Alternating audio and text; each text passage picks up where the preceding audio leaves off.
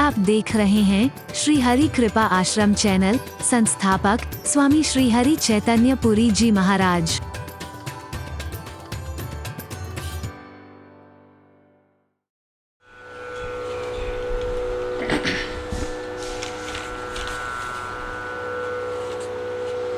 तो हम स्वार्थी लोग हैं और इसलिए देवताओं को भी स्वार्थी कहा है। इनका स्वार्थ पूरा होता बड़े खुश हो जाते हैं। इनका स्वार्थ में जरा बाधा पड़ेगी ना, ये पता नहीं क्या करते हैं।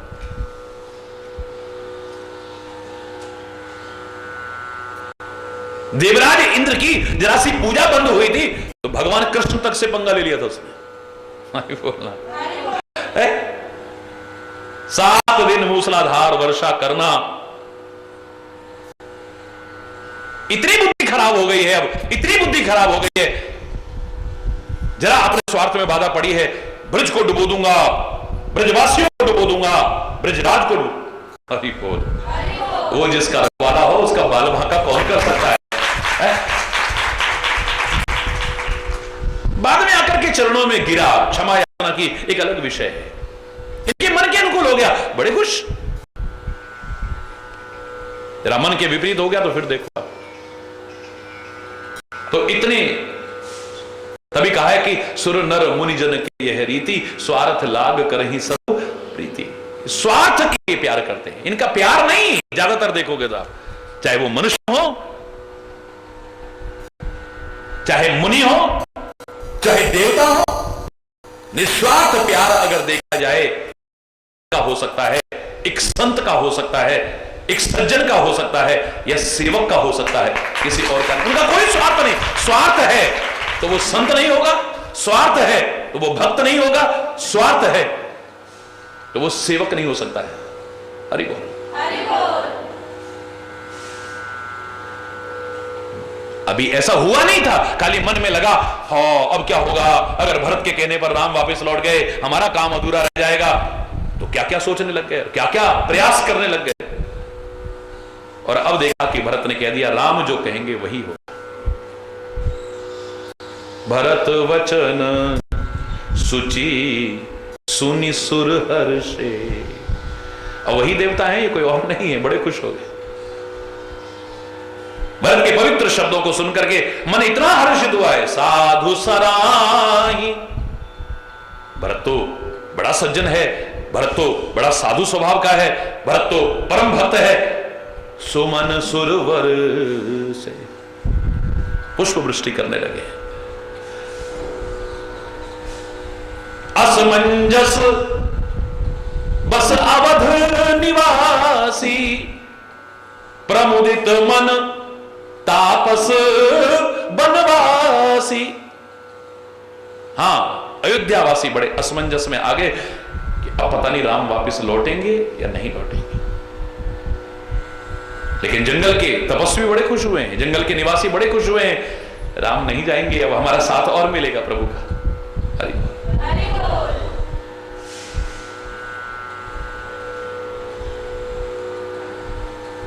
सबकी अपनी अपनी स्थिति है। घटना एक होगी लेकिन भाव सबके अलग अलग आएंगे, और वो भाव ही बता देते हैं व्यक्ति का स्तर क्या है, व्यक्ति की सोच क्या है, व्यक्ति का जीवन कितने पानी में चल रहा है, वो अपने आप को क्या समझता है, लोग उसे क्या समझते हैं, लेकिन वो है क्या। एक ही घटना, एक ही घटना, एक ही क्रिया, सबके मन में अलग अलग भाव ला करके देखिए। व्यक्ति अपने दर्शन करा देता है अपनी भावनाओं से।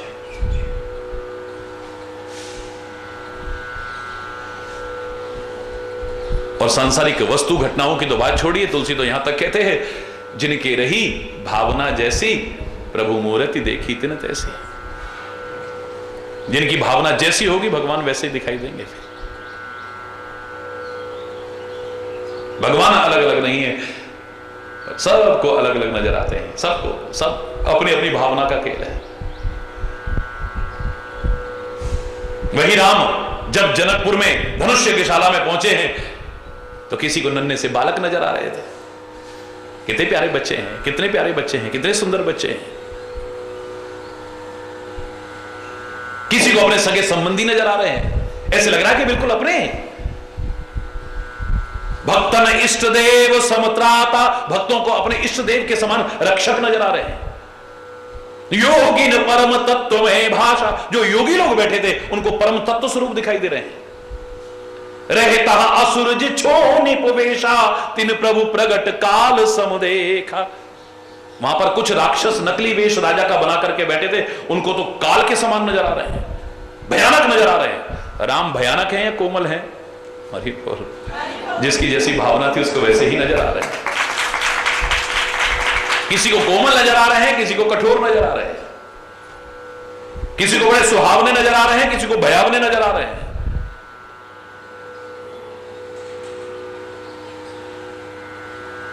किसी को अपने भगवान नजर आ रहे हैं, किसी को परम तत्व स्वरूप नजर आ रहे हैं, किसी को अपने स्वजन नजर आ रहे हैं। जिनकी जैसी भावना थी उनको वैसे नजर आ रहे हैं।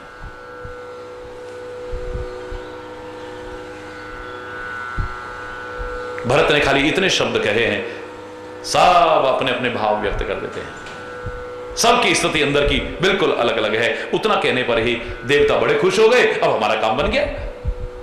अवधवासी असमंजस में आ गए, हाय राम पता नहीं वापिस जाएंगे कि नहीं जाएंगे। जंगलवासी और ऋषि मुनि बड़े खुश हो गए, अब भगवान हमारे पास रहेंगे। जोर से बोलो। चुप ही रहे रघुनाथ संकोची, चुप ही रहे रघुनाथ संकोची, प्रभु गति देख सभा सब सोची। भगवान की स्थिति देख करके सब सोच में पड़ गए, क्योंकि संकोच के कारण भगवान चुप हैं, कुछ कह नहीं रहे। उनका स्वभाव भी संकोची है।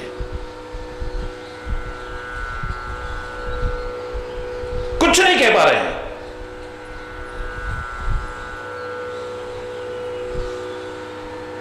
तो सारे के सारे सोच में पड़ गए, अब पता नहीं क्या होगा। क्या हुआ शेषकल आज यहीं पे अगर कोई गलत शब्द निकला हो उसके लिए क्षमा चाहता हूं, अपनी वाणी को विराम दूंगा। एक बार जोर से बोलेंगे, धर्म की अधर्म का प्राणियों में विश्व का, गौ माता की, भारत माता की, गंगा माता की, संत समाज की, भारत की देवियों की, भक्त समाज की।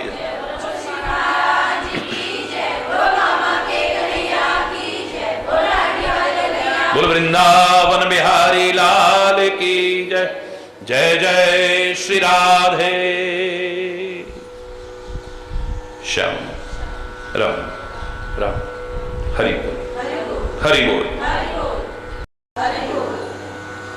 हरि बोल।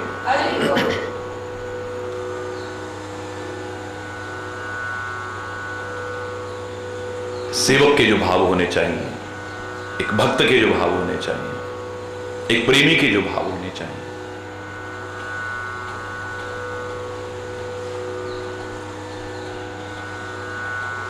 साक्षात भरत में नजर आ रहे हैं। और जो उसने भाव व्यक्त किए उनको सुन करके हर कोई अपनी अपनी भावना के अनुरूप सुखी और दुखी हो रहा है।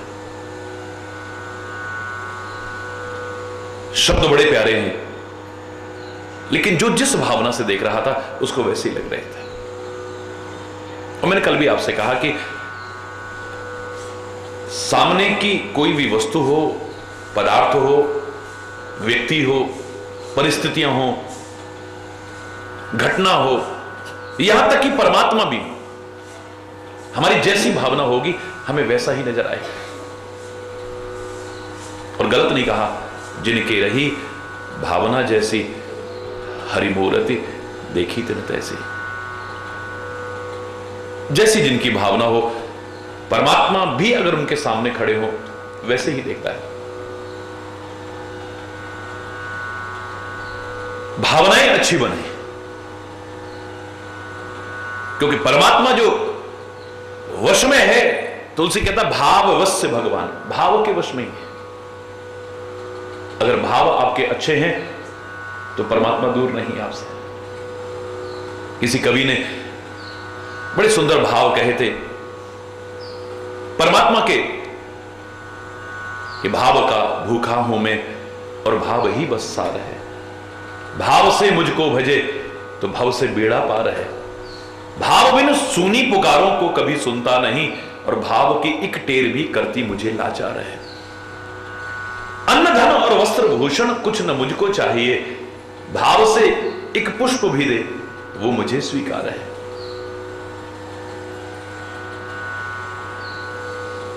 भाव होना चाहिए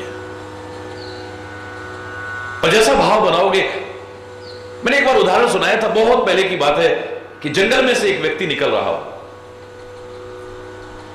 बियाबान जंगल में एक टूटा हुआ खंडहर दिखाई दिया। उस टूटे हुए खंडहर को देख करके उसके मन में आया, चोरी का माल छुपाने की कितनी अच्छी जगह है। हरि बोल। ये तो जंगल में है, एकांत में है, यहां तो कोई आता ही नहीं होगा। मन में यह भाव आया और व्यक्त करता हुआ आगे निकल गया। एक और व्यक्ति वहां से निकला, कहने लगा चोरी करके डकैती करके छुपने की अच्छी जगह है, वो भी कह के आगे निकल गया। जंगल के उस बियाबान जंगल के उसी टूटे हुए खंडहर को देख करके एक व्यक्ति और निकला, कहने लगा कुकर्म करने की अच्छी जगह है, कोई देखेगा ही नहीं यहां। एक व्यक्ति और निकला, उसके जाने के बाद में कहने लगा चोरों और डकैतों के छुपने का अड्डा होगा, ये है मेरे इलाके में, लेकिन आज मैं अकेला हूं, कल पूरी फोर्स लेकर के आऊंगा, देखता हूं। एक और व्यक्ति वहां से निकला, कहने लगा ध्यान लगाने की कितनी अच्छी जगह है, बियाबान जंगल में एक ही टूटा हुआ खंडहर।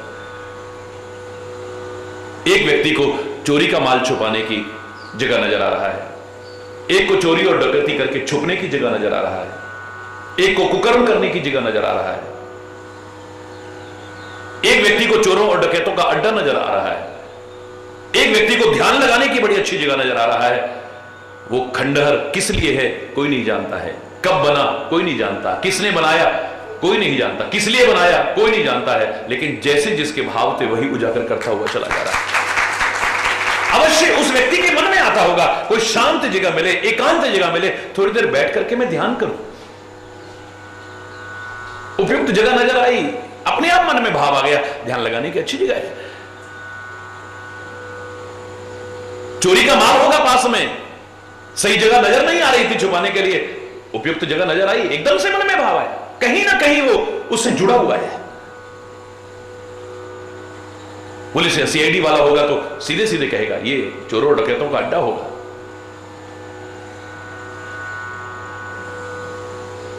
एक टूटा हुआ खंडहर भी, जंगल का खंडहर, जैसा जिसका भाव होगा वैसा ही नजर आएगा। परमात्मा भी सामने खड़े हो, परमात्मा भी साक्षात परमात्मा सामने खड़े हो,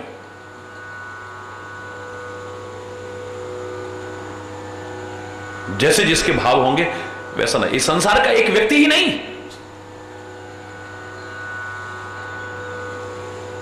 जनकपुर में धनुष यज्ञशाला में भगवान श्री खड़े, कल आपसे कहा भगवान श्री राम खड़े हुए हैं, तो उनको देख करके कोई कहता है आए कितने प्यारे बच्चे हैं, कितने सुकोमल बच्चे हैं, कितने छोटे छोटे बच्चे हैं।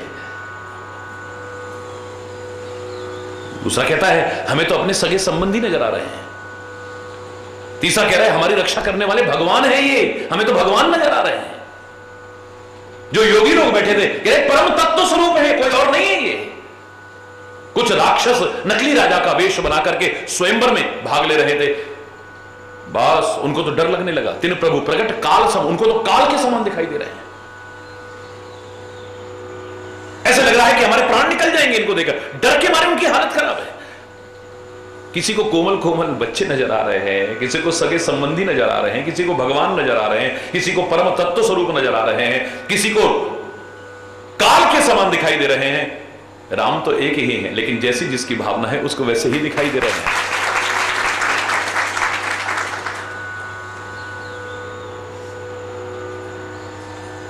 रामचरितमानस जिसके भरत चरित्र का हम बड़े भावपूर्वक वर्णन करने की और श्रवण करने की कोशिश कर रहे हैं, मैंने कहा रामायण तो एक ही है, ये मानस अलग अलग नहीं है, लेकिन तुलसी कहता है बिल्कुल अलग अलग नजर आएगा ये। इसी को सुन करके, इसी को पढ़ करके, इसी को बोल करके पंडित मुनि पावहि बिरति, जो पंडित होंगे, मुनि होंगे, उनको वैराग्य प्राप्त होगा। पावहि मोह विमूढ़, जे हरि विमुख न धर्म रति, जिनकी धर्म में रुचि नहीं होगी, जो भगवान श्री हरि से विमुख होंगे, उनकी तो बुद्धि और खराब हो जाएगी इसको पढ़ के। ले, ये भी कोई भगवान है, बाली को छुपके मार दिया, ये भी कोई भगवान है, गर्भवती सीता को जंगलों में छोड़ दिया, ये भी कोई भगवान है, ये भी कोई भगवान है। अंतर्यामी है तो उनको यह पता नहीं कि सीता कहां है, जो जंगलों में भटकते फिर रहे हैं, पूछ रहे हैं मेरी सीता कहां है, मेरी सीता कहां है। पावहि मोह विमूढ़, जो विमूढ़ लोग होंगे, अज्ञानी लोग होंगे, उनकी तो बुद्धि और खराब हो जाएगी, मोहित हो जाएगी, भ्रमित हो जाएगी, संशय में जकड़ जाएगी। रामचरित मानस अलग अलग नहीं है, लेकिन जैसी भावना से इसे पढ़ेंगे, जैसी भावना से इसे सुनेंगे, जैसी भावना से इसे सुनाएंगे, हमें वैसा ही नजर आएगा। देखिए, एक ही घटना सबको अलग अलग नजर आती है।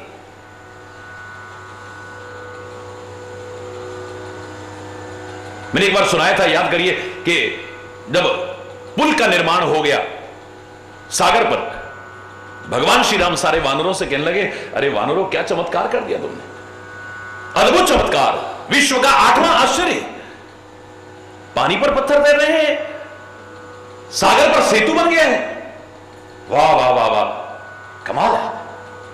वानर कहने लगे, प्रभु क्यों शर्मिंदा करते हैं, ये आपका प्रताप है, आपके नाम का प्रताप है, हमारा प्रताप नहीं। भगवान कहते, नहीं नहीं नहीं, तुम इतनी दूर दूर से पहाड़ और चट्टाने ला रहे हो, नल और नील उनको छू रहे हैं, उनके छूने पर वो पानी पर तैरने लगते हैं, तब जाकर के पुल निर्माण हुआ है। बोले, प्रभु माना कि हम लोग दूर दूर से पहाड़ और चट्टान ला रहे हैं, माना कि नल नील उन्हें छू करके पानी में डाल रहे हैं और उनके छूने पर वो पानी पर तैर रहे हैं, लेकिन सागर की लहरों में एक पत्थर उधर जाएगा, एक उधर जाएगा, ये पुल की शक्ल में कैसे है इकट्ठे होकर के। भगवान बोले, क्यों? बोले, हनुमान एक पहाड़ पर रा लिखता है, दूसरे पर मां लिखता है, सीमेंट सरिये की आवश्यकता नहीं होती, आपके नाम की तरह दोनों जुड़ जाते हैं। ये आपके नाम का प्रताप है। श्री रघुवीर प्रताप दे सिंधु तरे पाषाण, आपके प्रताप से, आपके नाम के प्रताप से ये तैर रहे हैं, और कोई कारण नहीं। भगवान बोले, नहीं, आपकी महिमा है। वानर कहने लगे, आपकी महिमा है। अंत रहित ये बहस चलती रही, और विचारशील व्यक्ति कभी भी एक क्षण व्यर्थ में नष्ट नहीं करता है। व्यर्थ के वार्तालाप में, व्यर्थ की बहस में, व्यर्थ के चिंतन में, व्यर्थ के कर्मों में एक क्षण भी अनमोल व्यर्थ में नष्ट नहीं करता है। परमात्मा श्री राम जो समय के इतने महत्व को जानते हैं, कहने लगे, वानरों, ये तो अंतरहित बहस है। तुम कहोगे मेरा प्रताप है, मैं कहूंगा तुम्हारा प्रताप है, ये चलती रहेगी, ये तो व्यर्थ में समय नष्ट होगा। ऐसा करते हैं ना, परीक्षा करके देख लेते हैं। प्रत्यक्षम की प्रमाणम, प्रत्यक्ष को प्रमाण की आवश्यकता नहीं है, अभी पता लग जाएगा कि किसकी महिमा है, किसका प्रताप है। हाँ प्रभु, करके देख लो। भगवान बोले, एक छोटा सा कंकड़ है, मैं इसे फेंकता हूं, तुम्हारे फेंके सागर में बड़े बड़े पहाड़ और चट्टान तैर सकते हैं, अगर मेरे अंदर कोई शक्ति होगी, क्या मेरा छोटा सा कंकड़ नहीं तैरेगा? हाँ प्रभु, डाल के देखो, आप अवश्य तैरेगा। भगवान ने छोटा सा कंकड़ वो उठाया और सागर में फेंका, लेकिन जैसे ही फेंका, वहां तो हाहाकार मच गया है, खोदा पहाड़ निकली चुईया, ये तो हमसे भी गए गुजरे, हम तो इन्हें भगवान मान के सेवा कर रहे थे। क्योंकि भगवान श्री राम का वो पत्थर तैरने की बजाय नीचे ही नीचे गहराइयों में जाता गया। हमारे फेंके बड़े बड़े पहाड़ भी और चट्टान भी तैर रहे थे, इनका छोटा सा कंकड़ भी डूब गया, इसका मतलब तो हमसे भी गए गुजरे, हम इनको भगवान समझ रहे थे। ले, सबकी बुद्धि खराब हो गई। वो तो समय पर हनुमान ने संभाला। एक ऊंची चट्टान पर खड़े होकर के हनुमान कहते हैं, अरे वानरों, अपनी बुद्धि को भ्रमित मत करो। ले, अब क्या आवश्यकता है?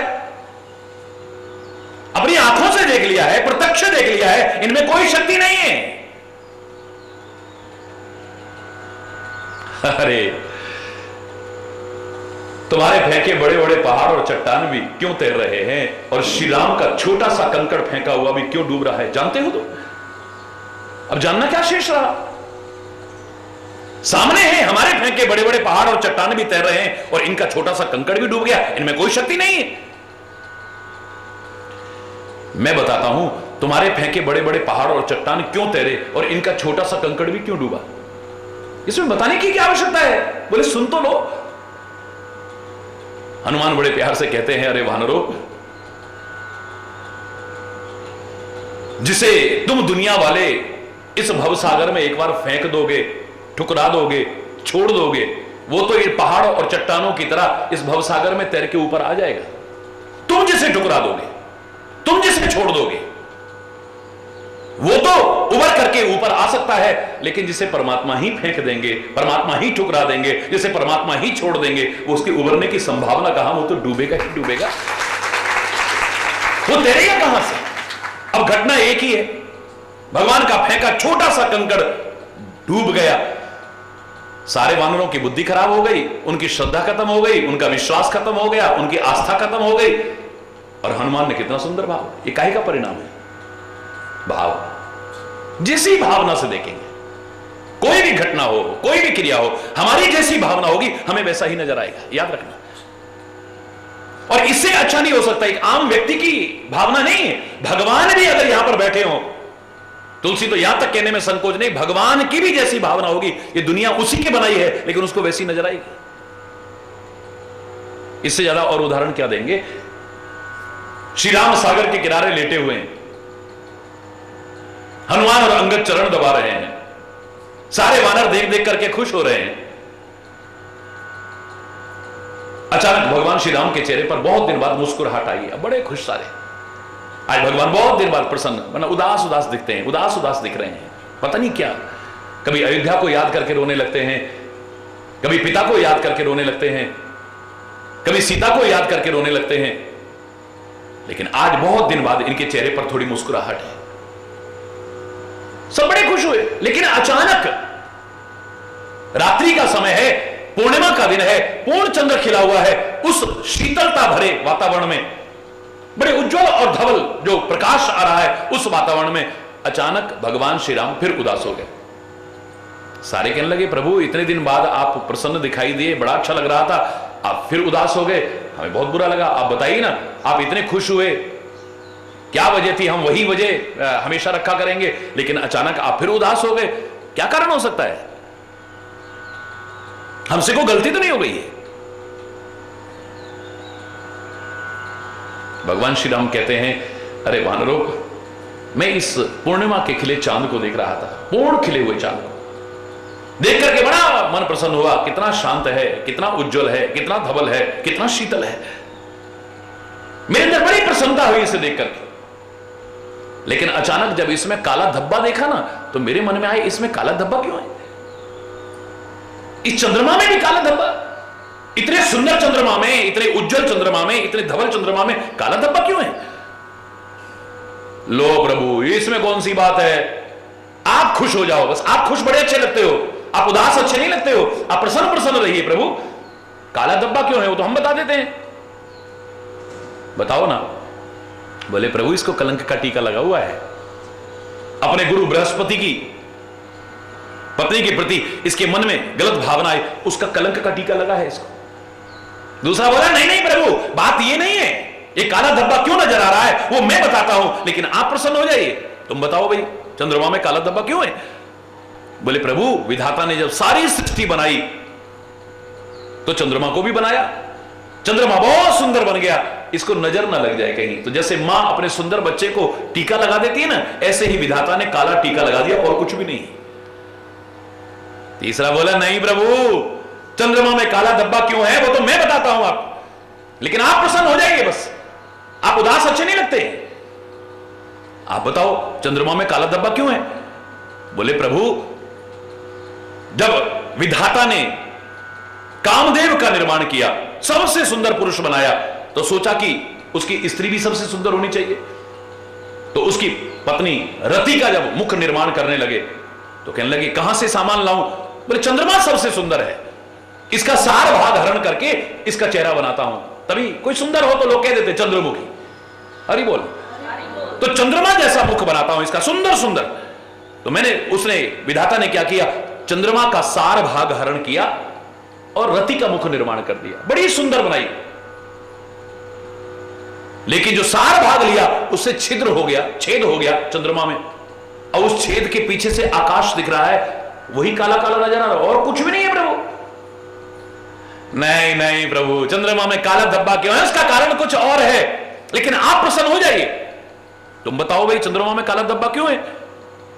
बोले शशि माह परत भूमि के झाई। मैं नहीं कह रहा, ये सब रामायण के शब्द हैं। बोले हे प्रभु, पृथ्वी की परछाई पड़ रही है चंद्रमा में, वो जो पृथ्वी की परछाई पड़ रही है वो काली काली नजर आ रही है और कुछ भी नहीं है, आप प्रसन्न हो जाइए प्रभु।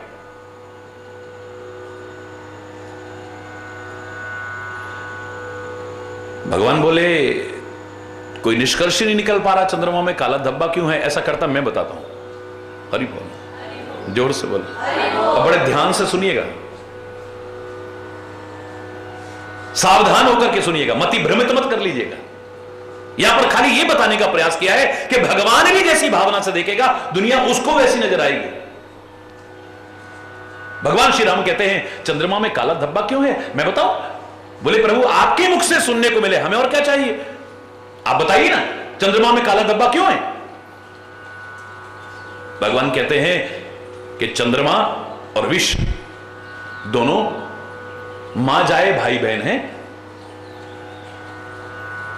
एक ही जगह से पैदा हुए दोनों, समुद्र से पैदा हुए दोनों, तो दोनों मां जाए भाई हैं, सहोदर हैं। तो चंद्रमा ने अपने प्यारे भाई विष को अपने हृदय में निवास दे रखा है। चंद्रमा ने अपने जो प्रिय भाई है, मां जाया भाई है, उस जहर उसको अपने दिल में बसा रखा है। बस वो जहर जो है वो काला काला नजर आ रहा है और कुछ भी नहीं। और इसका प्रमाण देता हूं मैं, तुम प्रमाण नहीं दे पा रहे हो, मैं प्रमाण देता हूं। बोले चंद्रमा तो इतना शीतल है, लेकिन जो विरही लोग होते हैं, जो वियोगी लोग होते हैं, जो अपने प्रियजनों से दूर होते हैं, वो सारी सारी रात सो नहीं पाते, इस चांद को देखते रहते हैं, और वो चांद इन्हें जलाता है, इतना शीतल होते हुए। चांद नहीं जलाता है, उसके अंदर जो जहर बसा हुआ है वो जलाता है। सारे चुप हो गए, अब क्या बोले, भगवान ने कह दिया है, आपको बात ही नहीं रह जाती है। अचानक भगवान कहते हैं हनुमान तुम भी तो बताओ भाई, सब बता रहे हैं चंद्रमा में काला धब्बा क्यों है, हनुमान तुम क्यों नहीं बताते हो? हनुमान चुप, हनुमान बताओ ना, चंद्रमा में काला धब्बा क्यों है, तुम भी बताओ, सबने बताया है। हनुमान की आंखों में आंसू आ जाते हैं। भगवान के बार बार कहने पर गदगद कंठ से आंखों में आंसू भरे हुए हनुमान क्या कहता है, सुनो। कहे हनुमंत सुनहु प्रभु, शशि तुम्हार प्रिय दास। हे परमात्मा, मैं बस इतना ही कह सकता हूं और कुछ नहीं, कि जैसे आपका प्रिय सेवक मैं हूं ना, मुझे लगता है चंद्रमा भी आपका प्रिय सेवक है। जैसे आपका प्रिय सेवक मैं हूं, ऐसे ही चंद्रमा भी आपका प्रिय सेवक है। और जैसे आपका सेवक होने के नाते आपकी सांवरी मूर्ति मैंने अपने हृदय में विराजमान कर रखी है, मुझे तो लगता है चंद्रमा ने भी आपकी वही सांवरी मूर्ति अपने हृदय में विराजमान कर, और कुछ नहीं है, मुझे तो वहां भी आप ही नजर आ रहे हैं। चंद्रमा में एक ही काला धब्बा, अलग अलग नहीं। किसी को कलंक का टीका नजर आ रहा है, जो दूसरों के दोष देखता है, जिसकी भावना ऐसी है, उसे उसको कलंक नजर आ रहा है। जो ममत्व परिपूर्ण बुद्धि रखता है, ममतामय भाव रखता है, उसको नजर न लग जाए इसलिए काला टीका नजर आ रहा है। जो सौंदर्य प्रेमी है, उसका ध्यान कामदेव की पत्नी रति की तरफ जा रहा है, उसका मुख बनाया सुंदर सुंदर। जो वैज्ञानिक विचारधारा का था, वैज्ञानिक भावनाएं जिसकी हैं, वो कहता है नहीं, इसमें पृथ्वी की परछाई पड़ रही है, वही नजर आ रही है और कुछ नहीं। भगवान इस समय स्वयं सीता के वियोग में दुखी है, एक आम व्यक्ति नहीं, साक्षात परमात्मा स्वयं इस समय सीता के वियोग में दुखी है। तो उनको वो जलाने वाला जहर नजर आ रहा है, कुछ और नहीं। लेकिन एक सच्चे भक्त से अगर पूछा जाए तो उसे उस काले धब्बे में जो अलग अलग सबको नजर आए, उसे तो वहां भी भगवान ही नजर आते हैं, कुछ और। उससे पूछा जाए कि सब क्या है, वो कहता है जित देखूं तित श्याममयी है, जित देखूं उत श्याममयी है। मैं जहां देखता हूं बस जिधर देखती हूं उधर तू ही तू है। अरे बोल, बस तेरे अलावा कुछ नजर ही नहीं आता। तो ये सब भावना का ही तो परिणाम है। एक ही बात होगी, एक ही बात, अलग अलग बात नहीं। एक ही घटना होगी, अलग अलग नहीं। एक ही व्यक्ति होगा, अलग अलग नहीं, लेकिन सबको अलग अलग नजर आता है। भगवान कृष्ण ने कंकड़ी फेंकी, गोपी मगन होकर गा रही है। जिसकी मटकी में लगी है वो मगन है। मेरी मटकी में मार गयो ढेला, मेरो श्याम बड़ो अलबेला। वो बड़ी खुश हो रही है। वो मगन होकर के गा रही है। उसकी भक्ति बढ़ रही है, उसकी श्रद्धा बढ़ रही है, उसका प्यार बढ़ रहा है, उसका विश्वास बढ़ रहा है। दूसरे का विश्वास टूट रहा है। ये भी कोई भगवान है, कंकड़ियां मारता है। हरि बोल, ले बोलो हरि बोलना, जोर से बोलो ना। भरत जी ने कहा कि प्रभु आप जो आज्ञा देंगे हम उसी को शिरोधार्य करके पालन करेंगे। भक्त का भाव यही है। बस भगवान कितनी बड़ी जिम्मेदारी सौंप रहे कि भरत तुम जो कहोगे मैं वो करने को तैयार हूं। निसंकोच कहो, अपने दिल की बात कहो। मुझसे नहीं कहोगे तो किससे कहोगे? दुनिया के सामने अपना दिल मत खोलो, लेकिन मेरे सामने छुपाओ मत। जो है अंदर इसे खोल के रख दो। मैं क्या चाहता हूं?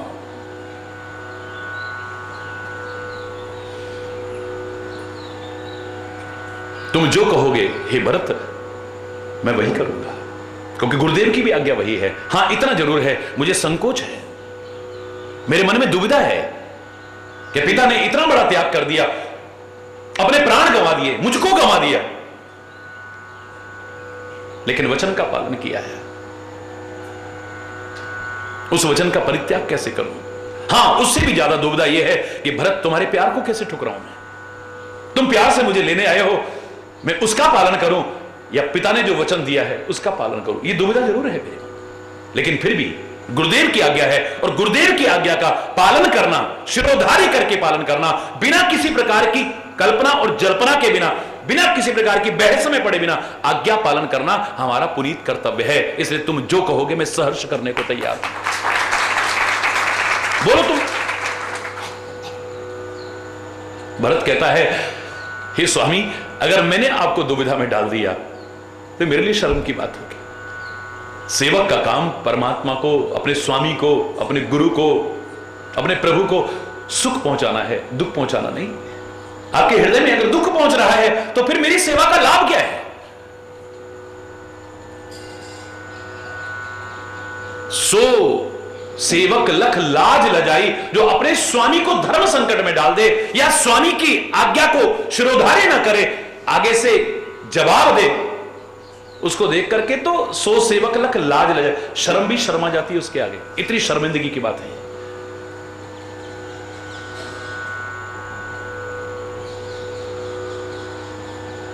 पहले ही बहुत अपराध हो गए हैं स्वामी।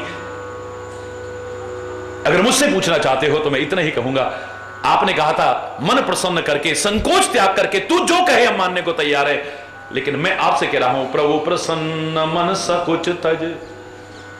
हे प्रभु प्रसन्न मन से संकोच त्याग करके जो जेहि आयस देव, जो जिसको आज्ञा दोगे आप, सो सिर धर धर करहि सब, मिटहि अनट अवरे। ये जो मुसीबत आई है, इस समय जो संकट की घड़ी है, ये टल सकती है। एक ही उपाय है, बस आप जो आज्ञा दें, मन प्रसन्न करके, दुखी करके नहीं, संकोच त्याग करके।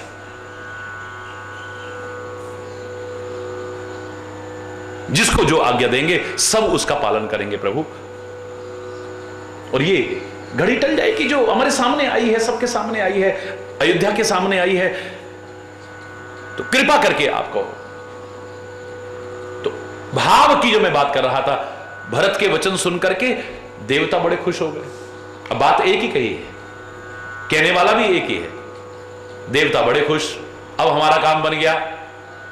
हमें पहले डर था कि कहीं भरत राम को वापस अयोध्या ना ले जाए, अब तो राम जी नहीं जाएंगे, बिल्कुल पुष्प वृष्टि करने लगे। अरे भरत तुम धन्य हो, भरत तुम धन्य हो। यही थे जो भरत की बुद्धि भ्रष्ट करने की बात कर रहे थे।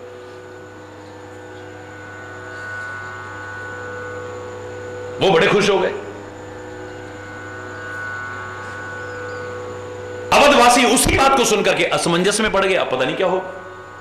हरि बोल। बात वही है, अलग अलग नहीं है। जंगल के ऋषि मुनि वो इसलिए खुश हैं कि हमें कम से कम अब राम के दर्शन का, उनकी सेवा का अवसर मिलेगा। एक ही घटना है, एक ही बात है, सबकी अलग अलग स्थिति है, सबकी अलग अलग। कारण वही है जो मैं इतनी देर से बता रहा था आपको। जैसे जिसके भाव होंगे वैसा ही नजर आएगा। भगवान श्री राम तो चुप हो गए। लाख कहो कि तुम संकोच छोड़ करके प्रभु कहो, लेकिन उनके मन में संकोच है।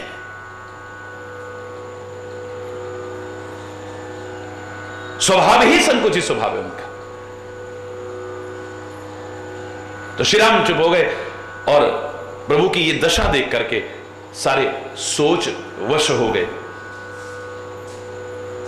कुछ बात हो पाती, इतने में ही एक नई बात हो गई।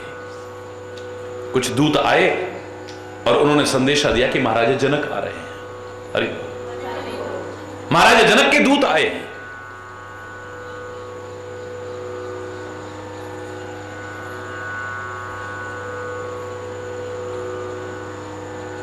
गुरु वशिष्ठ ने उन्हें बुलाया, कुशल पूछी।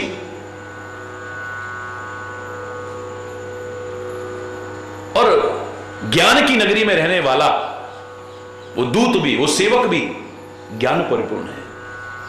कहता है गुरुदेव आपने कुशलता पूछी तो अब कुशल ही कुशल है। अब यहां पर एक चीज और सीखना, आपके घर की कोई बात चल रही है, बाहर से कोई आए, उसके सामने वो बात मत करो। अरे कोई भी बात चल रही है, एहसास भी नहीं होना चाहिए कि अभी ये बात चल रही थी।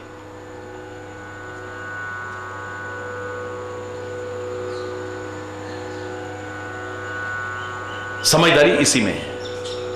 जहां तहां जहां तहां जहां तहां गाते रहना, ये समझदारी नहीं हो सकती है।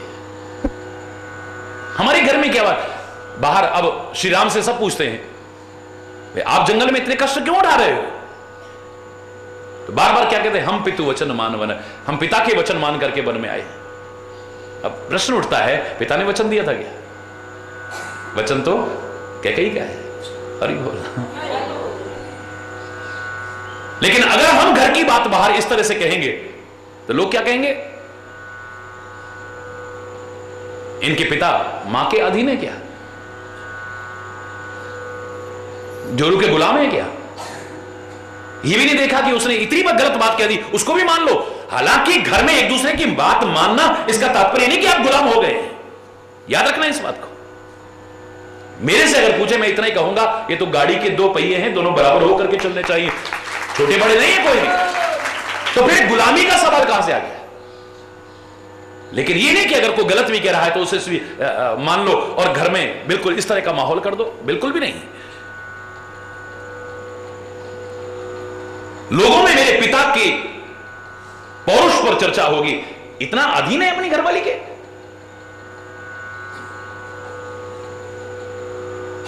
अगस्त ऋषि ने पूछा है, वाल्मीकि ने पूछा है, वहां संकोच नहीं किया है, वहां सारी की सारी बात क्या सुनाई है।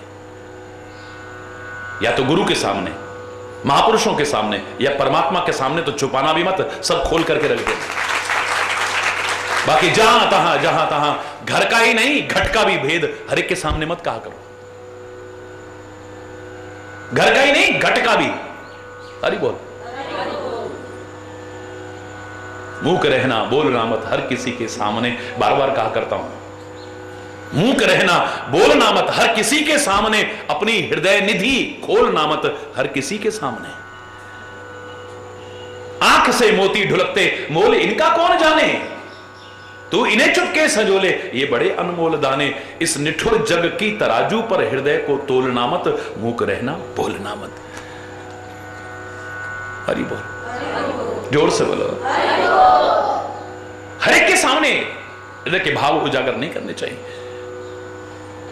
इस लायक कोई है उनसे छुपाव भी मत करना। फिर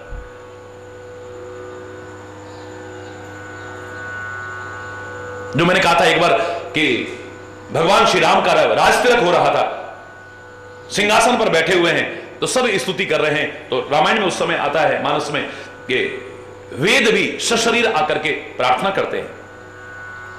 भगवान श्री राम के चरण नीचे ऐसे ऊंचे सिंहासन पर बैठे श्री राम के चरण के तलवों को देख करके वेदों को दर्शन हो रहे हैं। तो वो प्रार्थना में एक पंक्ति जोड़ते हैं, ध्वज कुलिश अंकुश कंज जुत पद फिरत कंटक किन लहे। ध्वजा कुलिश अंकुश और कमल के चिन्ह सुशोभित है चरणों में, उनको नजर आ रहे हैं। लेकिन साथ ही साथ क्या नजर आ रहा है, वहां पर कांटे के छेद हैं और कांटे हैं। आंखों में आंसू आ गए। भगवान अपने भक्तों के लिए कितना कष्ट भी उठाते हैं। हम जो पुष्प चढ़ाते हैं वही नहीं, वो तो कांटे भी स्वीकार करते हैं। भक्तों के लिए रात दिन कष्ट उठाने को तैयार है। जब ये पंक्ति पढ़ी तो बहुत साल पहले की बात बता रहा हूं, मेरे मन में भाव आया कि मैं पृथ्वी से उलाहना करूं। बहुत साल पहले सुनाया भी था मैंने पृथ्वी से उलाहना किया। भरत के लिए तुम कोमल बन जाओ, सुमनमय मार्ग कीना। सुमनमय मार्ग तुलसी रामायण में लिखता है कि पुष्पमय मार्ग बन गया है जब भरत चल रहा है। सीता के लिए तुम अपने गर्भ में उसे समेट लो, फट जाओ बीच में से। सीता को अपने अंदर समेट सकती हो, भरत के लिए अपनी कठोरता को समेट करके बाहर पुष्प में मार्ग कर सकती हो। और जो राम तेरे लिए इतने कष्ट उठा रहे हैं, तेरा भार हरण करने के लिए कष्ट उठा रहे हैं, उनके लिए क्या तू कोमल नहीं बन सकती थी ऊपर से? अरे भाव है इसमें, तो कुछ तर्क की गुंजाइश ही नहीं है। मेरे मन में भाव आया और उलाहना दिया तो भावनात्मक रूप से पृथ्वी जवाब दे रही है। हरि चैतन्य आज कह रहे हो, मैंने तो उस समय अपनी कठोरता को सब अपने अंदर समेट लिया था, अपने गर्भ में समा लिया था। कांटे कंकड़ कठोरता सब अपने अंदर डाल ली थी। बाहर पुष्प से भी ऊंचा अपना जो ऊपर का भाग था उसे कोमल कर दिया था।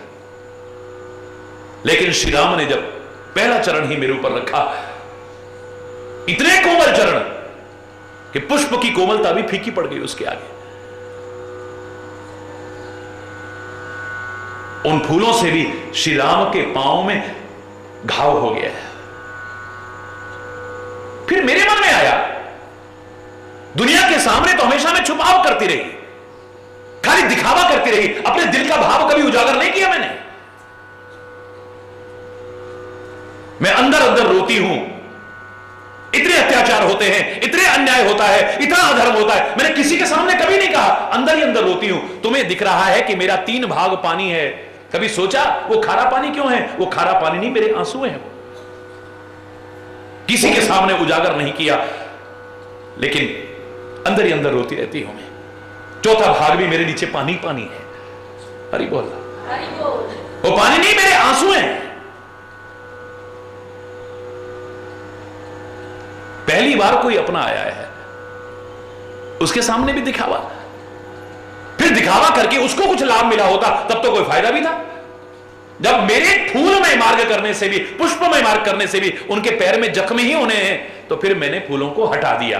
फिर तो मैंने अंदर जो गर्भ में समेटे थे ना कांटे और कंकड़ उजागर कर दिए और कहा, हे राम, किसी और के सामने तो दिल नहीं खोला, लेकिन तुम्हारे सामने जरूर खोलूंगी। मैं दिखावा नहीं कर रही हूं, दिखावा करके कुछ मिला भी नहीं। इसमें तो कांटे ही कांटे हैं, इसमें तो कंकड़ ही कंकड़ है, इसमें तो जख्म ही जख्म है, कुछ और नहीं, और कुछ नहीं है। तुम्हारे सामने उजागर कर रही है।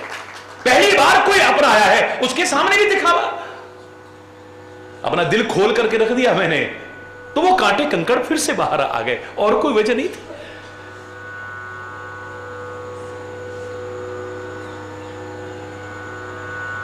कहने का तात्पर्य, जब कोई ऐसा मिले तो उसके सामने तो छुपाव करना भी मत, हरि बोल, वरना किसी के आगे उजागर करना भी मत। ना घट की बात, ना घर की बात। एकदम से वातावरण बदल गया है, वहां चर्चा ही और शुरू हो गई है। महाराजा जनक, महाराजा जनक,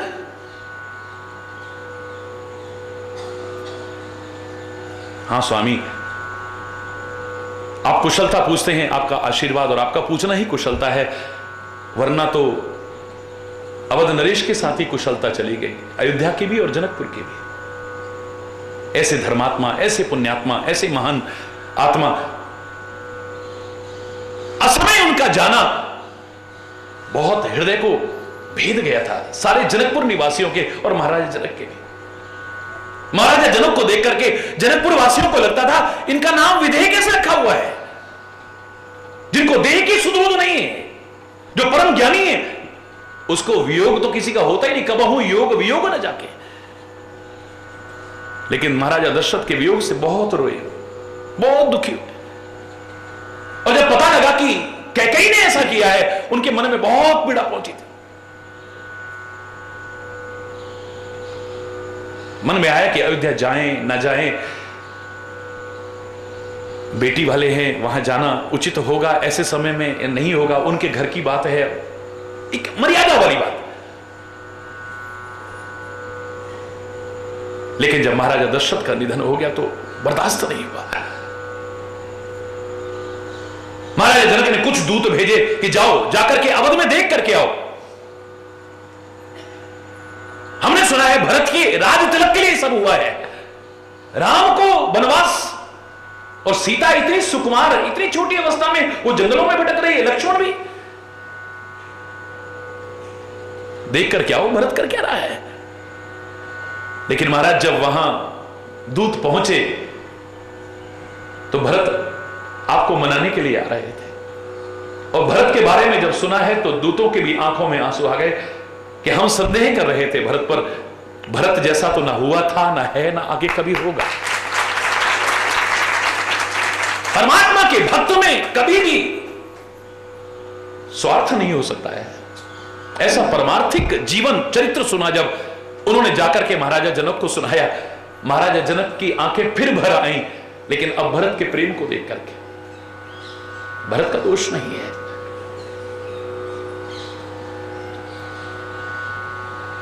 वो जो दूत गए थे, गुप्तचर गए थे, जासूस गए थे, जिनसे कहा गया था कि पता नहीं लगना चाहिए कि जनकपुर से आए हैं, बस हमें वहां के हालचाल सुनाओ आकर के। जब उन्होंने आकर के भरत का चरित्र सुनाया तो हमारे महाराज रह नहीं सके। उन्होंने कहा कि मुझे राम को भी देखना है और भरत को भी देखना है। दो परिवार एक हो जाते हैं, याद रखना। ये भाव आ जाए तो मेरे शायद घर घर में स्वर्ग जैसा वातावरण हो।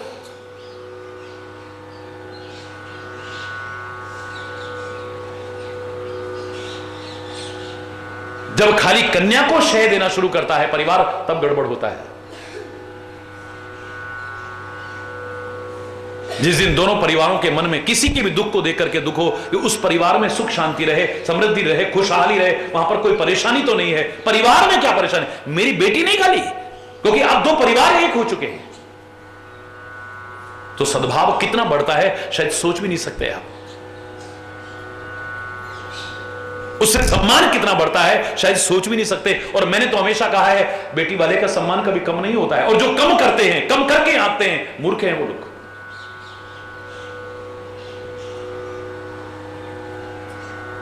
और मैं बताया भी था आपको, किसी ने मेरे से प्रश्न किया, भारतीय संस्कृति में बेटी के परिवार का अपमान क्यों होता है महाराज जी?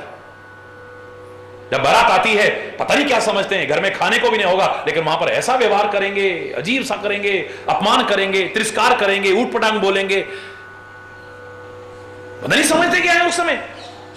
मैंने कहा भारतीय संस्कृति का तिरस्कार मत करो, भारतीय संस्कृति पर उंगली मत उठाओ। भारतीय संस्कृति में कन्या के माता पिता का क्या सम्मान है, जिस दिन जान लोगे तो भारतीय संस्कृति के गुलाम हो जाओगे, उसकी आलोचना नहीं करोगे। भारतीय संस्कृति के बारे में अगर तू जानना चाहता है तो मैं तेरे को उदाहरण सुनाता हूं इतिहास का। जब श्री राम के विवाह के अवसर पर महाराजा दशरथ बारात सहित पहुंचे हैं वहां, और जनक और दशरथ की पहली मुलाकात हुई है, तो महाराजा जनक महाराजा दशरथ के चरणों में झुकने लगे। वर के पिता आए हैं, उनको प्रणाम करता हूं, अभिवादन करता हूं, उनका सम्मान करता हूं। वो अभी झुकते उससे पहले राम के पिता सीता के पिता के चरणों में झुक गए हैं। वर के पिता कन्या के पिता के चरणों में। जितने ब्राह्मण लोग थे, जितने ऋषि मुनि लोग थे, ये तो अधर्म हो गया, ये तो बहुत गलत हो गया। ये कुछ कुरीतियों, अंधविश्वासों, रूढ़िवादियों ने बेड़ा गर्क कर रखा है। कई जगह पर लकीर के फकीर बनकर के हम घिसी पिटी परंपराओं को निवाह करते हैं। हमारे अंदर क्रांतिकारी विचार नहीं आते हैं कि कहीं पर अगर संशोधन की आवश्यकता है तो वो करके अच्छी परंपरा देने की कोशिश की जाए। महाराजा दशरथ ने चरणों में प्रणाम कर दिया इतनी देर में, तो सारे के सारे ये तो गलत चीज है। वर का पिता कन्या के पिता के चरणों में प्रणाम करे, ये तो पाप चढ़ेगा। महाराजा जनक जैसे ज्ञानी भी कहते हैं, महाराजा दशरथ ये आपने ठीक नहीं किया है, मैं कन्या का पिता हूं, आपने मेरे चरणों में प्रणाम किया, ये तो मुझे पाप चढ़ा दिया आपने, ये उचित नहीं किया है। महाराजा दशरथ कहते हैं, महाराजा जनक आप तो महान ज्ञानी हैं, ज्ञानी नहीं। मैं आपसे एक छोटा सा प्रश्न करता हूं, और सारे जितने भी विद्वान लोग चर्चा कर रहे हैं इस बात की, मैं उनको भी आगाह करता हूं, सुनिए ध्यान से, आह्वान करता हूं उनका। दान देने वाला बड़ा होता है या दान लेने वाला बड़ा होता है? सारे ऋषि मुनि, सारे विद्वान, यहां तक कि महाराजा जनक एक स्वर में कहते हैं दान देने वाला बड़ा होता है, क्योंकि लेने वाले का तो हाथ नीचे होता है। अब बताओ बड़ा कौन हुआ फिर? अरे तू कन्यादान कर रहा है, मैं कन्यादान ले रहा हूं, तो मैं बड़ा कैसे हो सकता हूं? तेरा सम्मान कम नहीं? दान लेने वाले का हाथ नीचे रहता है, दान देने वाले का हाथ ऊपर रहता है। वो छोटा कैसे हो सकता है? हाँ, वो अभिमान ना पाले कि मैं दान दे रहा हूं, वो अभिमान ना पाले, वरना किया धरा है सब बेकार हो जाएगा। तीरथ व्रत और दान करे, मन में धरे गुमान, नानक निःफल जाता है जो कुंजरे स्नान। दान पुण्य सत्कार्य करके सब मिट्टी मिला लेगा, लेकिन इसमें संदेह नहीं है कि दान देने वाला बड़ा होता है। दान लेने वाले को हाथ फैलाना पड़ता है, झोली फैलानी पड़ती है, नीचा होना पड़ता है।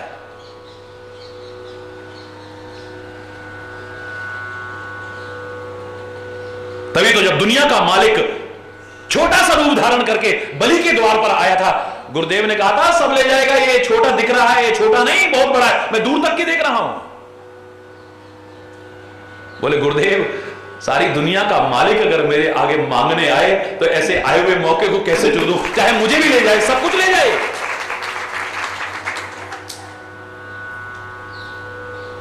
ये नीचे हो जाएगा, हरि बोल, हाथ मेरा ही ऊपर रहेगा, हरि बोल। लोगों ने गीत भी बना रखे हैं, तेरे द्वार खड़ा भगवान भगत भर दे रे, झोली फैलाएगा, वो मांगना चाहता है। महाराजा जनक, मेरे पास सब कुछ है, कोई कमी नहीं है अयोध्या के साम्राज्य में। इंद्र के राज्य में भी वो नहीं होगा जो अयोध्या के साम्राज्य में है, लेकिन मेरे पास एक कमी थी, वो थी पुत्र वधुओं की, वो आपने पूरी की है, मैं आपका एहसान कभी भूल नहीं सकता हूं। यह है भारतीय संस्कृति का स्वरूप, जहां बेटी वाले को कभी नीचा नहीं समझाता, नीचा नहीं समझा जाता, जहां उसका तिरस्कार करने का भाव नहीं है, मूर्ख हैं वो लोग जो ऐसा करते हैं, अज्ञानी हैं वो लोग जो ऐसा करते हैं, भारतीय संस्कृति के महत्व को समझे ही नहीं है जो ऐसा करते हैं।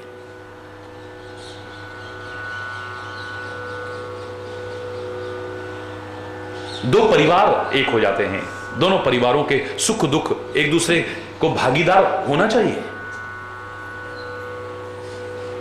तो हमारे महाराजा के मन में आया कि अब जब यह स्थिति हो गई है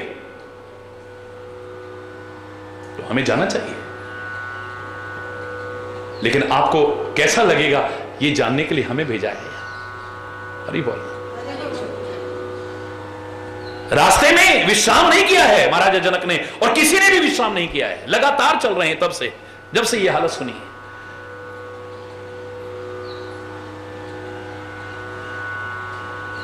किसी की भोजन की भी इच्छा नहीं हुई है।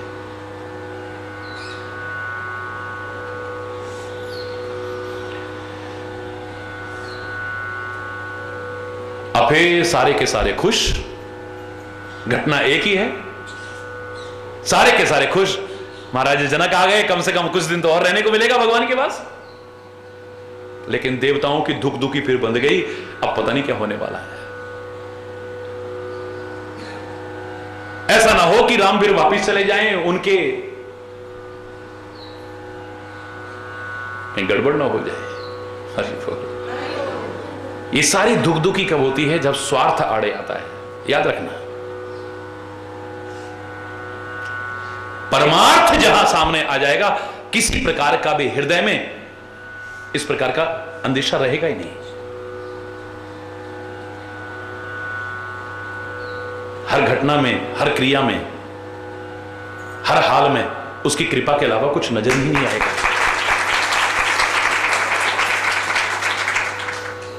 इसमें भी भला होगा, इसमें भी भला होगा, इसमें भी भला होगा। किरवाणी के वो शब्द याद आएंगे, तेरा पाना मीठा लागे।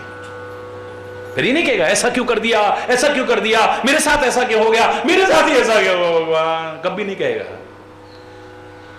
स्वार्थ से उठ करके परमार्थ की सीढ़ी पर जब पहुंचेगा, उसे हर हाल में कृपा के अलावा कुछ नजर ही नहीं आएगा, भले के अलावा कुछ नजर ही नहीं आएगा।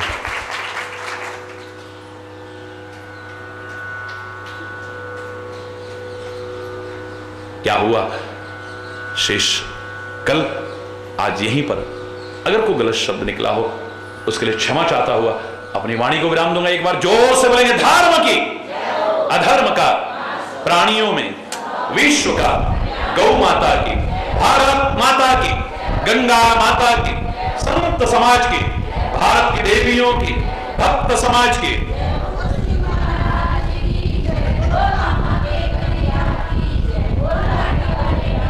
वृंदावन बिहारी लाल की जय।